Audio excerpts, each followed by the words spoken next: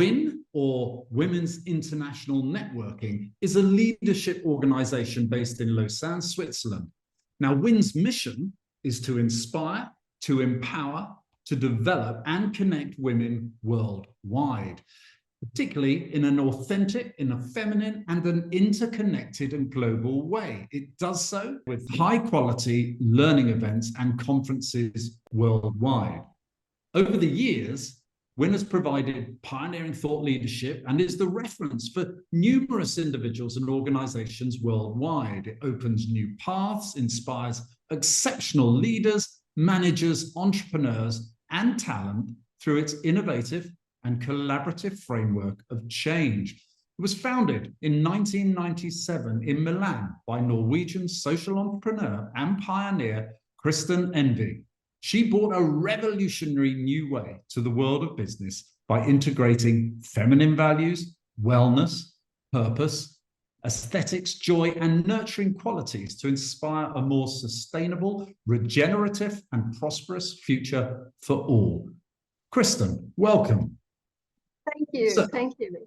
So good to have you here, but in a nutshell, let's get straight to it. Why is it still important we awaken women and men to the bias against women? And how extensive is that bias? Yes, it's so interesting because right yesterday, in June 2023, I was reading a report from the United Nations that says that 9 out of 10 people have bias towards women in some ways that is negative, or meaning giving them less value. And that came out in 2023. I didn't think it was that bad as 9 out of 10. And I still need to look behind the numbers. These numbers just came out.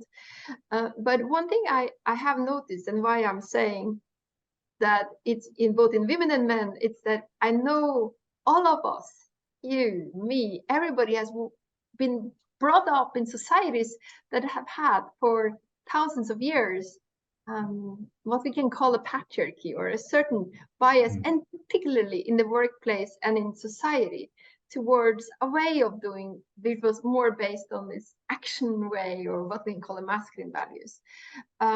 So even if we are seeing today a lot of women taking places in politics, in business, in the outer world, let's say, it's still, they're still judged a lot and still not always valued in terms of salaries and so on, unfortunately. Well, if I may, you're also very keen to make the point that whilst your organization is talking about these issues that women face, men are very much part of the solution as well, aren't they? Yes, they are, because as I realized, my early work was primarily about women. It still is to a certain degree. But what I realized going into this in depth was that it isn't actually really about women and men. It's a lot more about what we can call the patriarchy, or that system, that same system actually that have shamed all the boys for crying or ridiculed the girls for laughing. So it isn't actually a man-woman problem only. It is to a certain degree something about the women, yes, that we have to get the practice in the outer world where men have more experience, but there is a lot more than that. So tell me, what is the WIN philosophy?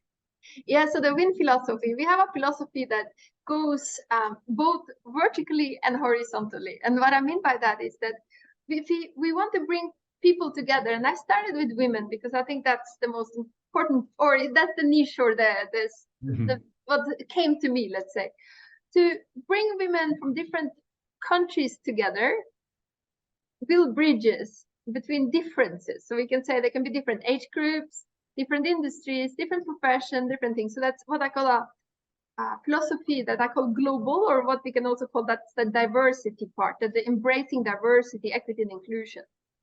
Then I have another focus, which is part of the philosophy, and these are pillars. So global is one pillar. Authentic is another pillar, because I saw that whether we are a woman or man, or whatever type of woman we are, what I wanted to encourage is that we look at who am I, or authentic journey, and that's in all humans. And that authentic journey in itself is so necessary so that we become aware of our own biases, our own judgment of others, and even ourselves, you know. So that, if I may, sounds like also, though, a key ingredient would be having confidence to do that, confidence to challenge yourself and others, surely. Yeah, and this is the really very part of our job, because the reason why I think it's so important to bring people together is that I noticed that in community or in together over a few days together, you support each other, you back each other, you realize, oh, I'm not the only one feeling this way. Oh, maybe I'm actually normal or something. So that confidence that is also often deeply rooted in our self-worth can both heal and grow, because we know we are not alone. And that it's crucial, so that the confidence is super, super important.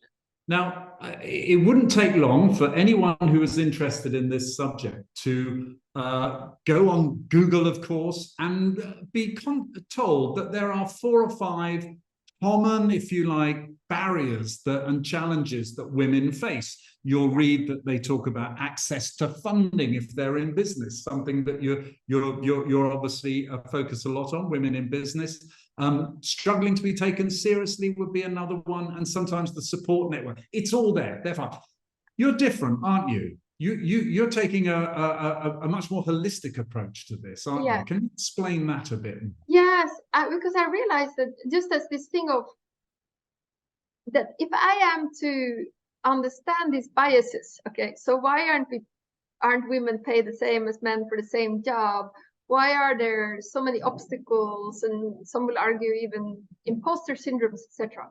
I thought that I'm taking a holistic approach, because I realized that we cannot only look outside. So I need to look both inside me and understand what can I do to grow also inside as a human, like facing myself, as we talked about the confidence. And also learn in the outside world. I need to learn the new skills. I need to learn languages. I need to learn, all of those things. If I want to join a corporate board, I need to learn law. I need to many different things. And also, I noticed also there are many women who took on. I saw when I was a young woman starting this thing, and I saw women older than me that had taken on a very tough approach to being in business also, or maybe giving up a lot of themselves, and sometimes choosing not to have a family. I mean, it's also great that it's a choice. If you choose, what I work for is also freedom to choose. Have children, not have children, be alone, be married. Everything should be possible without any shame or anything connected to it. But I thought it was very important, we are whole human beings. And also I noticed in the workplace, sometimes this focus on the analytical only, while we need to be creative humans. So that's why this holistic approach that we are like, I was always inspired by Leonardo da Vinci. I started this when I lived in Italy, and I thought, Leonardo da Vinci had a Vitruvian man, the scientist and the artist. And I thought each of us are like that. And we need to give value to all of us, and our heart or excitement or mind, not just the mind. I mean, it's interesting. You've talked about 1 or 2 of your pillars, the sum of 8 pillars. Give me the full range of the 8 pillars. Yeah. So we have the global, so that's the diversity part, the authentic, and then the creativity is also one. And the creative part is this also linked to being alive. I noticed many times humans, and this is also men, not only women, when we do something creative, we become alive. And if you're just only doing linear work, so the creative part is very important, and it's also translated in our work. Let's say somebody wants to speak on the topic, and they ask me, Kristin, would you like me to speak about A or B? And I say, what are you most passionate about, but 2, also what's the newest thing? Where have you created something now? Where is the thing? So that creative approach is a very important pillar. Then we have another pillar is called whole, and that's based on masculine and feminine qualities, or the yin and the yang. It's bad to label these things, but let's label them anyway, just for clarity. And if we say that the yin or the feminine is the receptive and the yang is the active, or the being versus the doing. And that's also one of our pillars, that to give value even to, or beingness to who you are, not only what you do. Because one day you're an executive director, the other day maybe you're not, but you're still valuable. And so who you are is important. And then receiving is also, it's also linked to creativity, of course, because you receive an idea and it hasn't gotten far too little value. And then another pillar is that of possibility. And that is that sometimes we see all these complaints in society. Oh, there's not enough equal salary, or we complain about this or that, or there are terrible things going on, or epidemics, pandemics, many, many different things. But what I'd like to, for the days we meet together in a WIN conference, to actually exclusively try to focus on what are the solutions, because every day we are fed with all these problems. So where is it possible? So if a speaker comes, I like to ask the speaker, how did you overcome the obstacles? How did you find what was possible? Because there is always possibilities. It's almost like a training in your mind to let's discipline ourselves as much as possible to go there. And then another pillar again is that of practicalities. And that is like, how can we also not just sit around and brainstorm, but actually also put some of our ideas into action. And when we meet, that means that there are speakers talking and inspiring us, but we also have hands-on workshops to learn new skills, or we have meditation in the morning. So we are also doing what we're saying. And then there is another pillar that's actually almost around everything, and that's the pillar called interconnected. And that is an understanding that we are all part of the same thing. But I was going to actually say to you around that I'm sorry to interrupt you there, but I think it's linked. Is the how? How can we connect? And that's in your hands, isn't it, to help us do that? Yeah, this is the thing. So if we when we know now, and it's becoming more and more clear for everybody with the climate change and sustainability focus, is that we are all interconnected. Hence, how, and again, it's not only why and what, but how I do what I do will have an impact. And so when we meet, I try to say, okay, how can we then, and how can we accelerate our connections with each other? So on the one philosophical level is that, okay, we're all interconnected. And I was inspired by Ubuntu from Africa, which is I am because you are, and who you are in front of you, somebody is a part of you, is another part of you. So I can learn so much from being with people that are different from me. So actually being part of embracing diversity is not about, oh, how kind you are towards the others. No, you are learning also, because by expanding your horizon. So that's important. But also, how do we connect both for business, let's say, and for our own personal growth? So I always, again, there we have some 7 pillars for that also, which is, first of all, to be very open. So, and I ask people when we come to a WIN conference, a meeting, to be more open than normal, or rather be opening. What do I mean by that? It's like, okay, maybe you hear somebody from another country that has another accent, or maybe you see somebody and maybe they're different from you, or whatever, your thoughts start going. So try to catch yourself in that. So again, you need the courage, you need the self-insight. That is a huge challenge. Never mind just in the context we're talking about. That would be a societal benefit if we were all able to do that. I know. Can you imagine? So this is what I'm trying to teach everybody all the time when we meet. That the number one is be open. Not only do you learn more, but you have more friends and it's more fun. And particularly, the more open you are, the more you can let in, the more you can learn. But I also have another point, which is that of never accepting unacceptable behavior. So just as you're wide open to different thoughts, different ideas, different people, there is also another part that we know that there are abusers in societies, There are maybe ideas that I don't need to listen to all day long. There are music that doesn't fit me. So I also learn to set boundaries. And that's a very, very big one for women. Because for generations in many, many, many cultures around the planet, women have also been very educated to please and to serve, not in all cultures, not all women, but we see in the big masses around the planet, this is very, very big thing. So this learning to say no is also important. And so, yes, I'm so open, and yes, I'm saying no when it's necessary. So those things have to coexist. May I just ask you something, because I may be way off base here, and I'm happy to be corrected. But one of the questions I've got for you is not just how we can connect, which you've talked about, but how to stay together in this time. But I put it to you also, COVID and the world going into lockdown, you must look at that through very, very I suppose I'm trying to say through a very negative lens, I imagine, don't you? Yeah. I mean, the good thing was that we could connect online, so that was helpful. But I have noticed, though, when we now meet again, there has been a year, I feel, where we needed to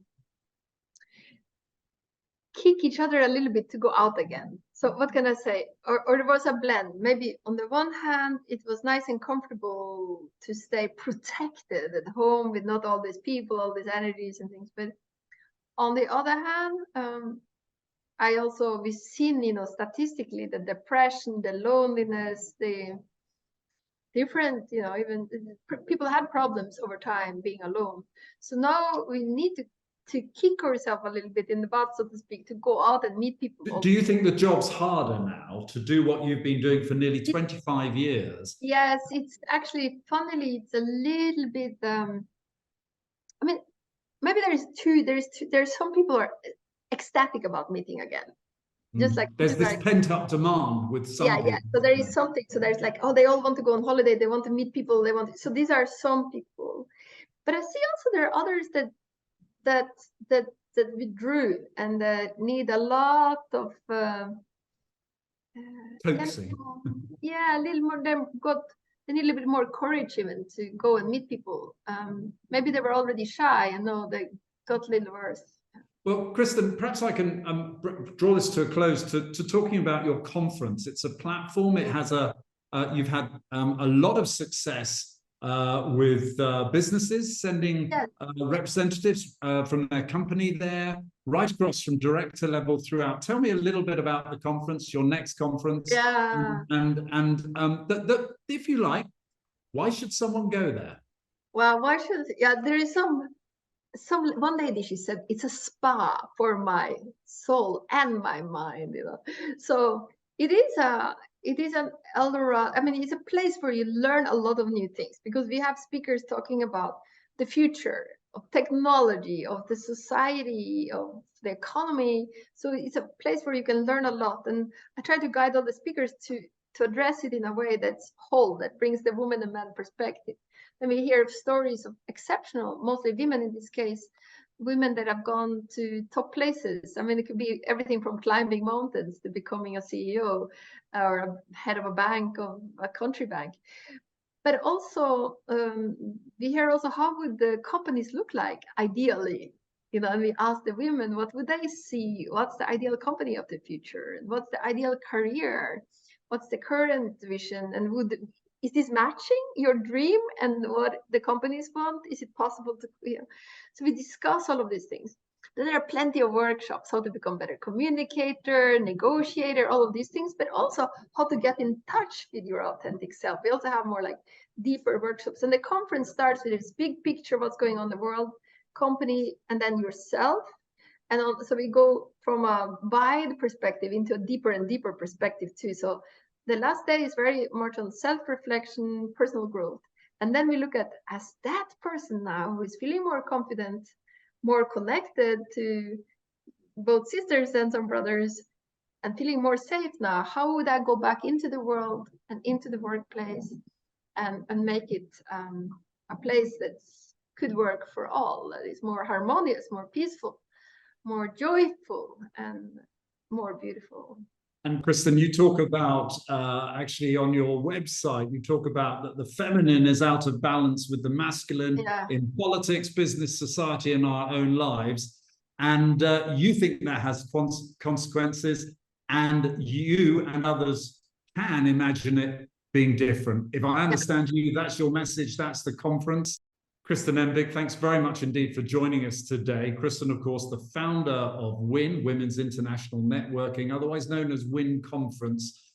A pleasure to speak with you and learn what delegates can find if they join you at your next WIN Conference. Thank you, Nick. It was a pleasure talking to you.